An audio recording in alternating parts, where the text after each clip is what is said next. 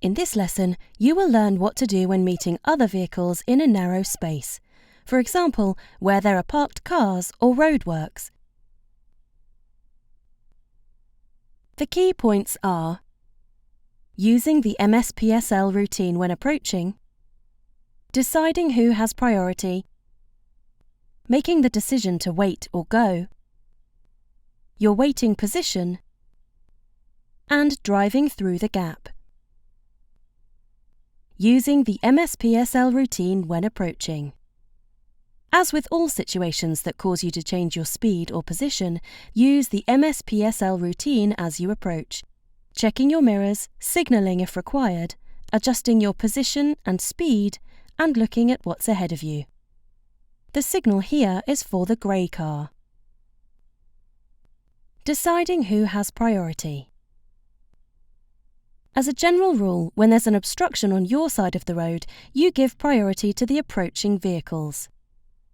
Where there are obstacles on both sides of the road, as you can see here, both drivers will have to assess the situation carefully and one will have to give priority.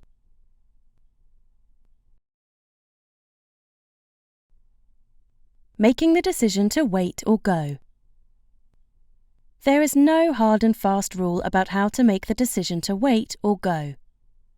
Take into account all the factors around you, such as the width of the road, the gap available, your speed, the approaching vehicle's speed, their position, how many cars are approaching, the size of the oncoming vehicle, and make eye contact with the driver to try and assess whether they will give you priority or whether you will give them priority.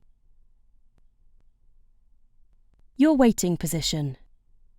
If you decide to give priority, keep about 2 car lengths back from the obstruction.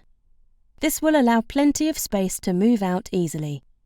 Also, position slightly to the right, as this shows any traffic behind you that you're waiting to move out into the gap. If the road is narrow and you are forced to wait further to the left, be aware that vehicles behind you might think you are parked. Driving through the gap. Take the usual safety precautions before moving off. Check your centre and right mirrors and the road around you to make sure that it's safe. Look out for any hidden dangers in this situation.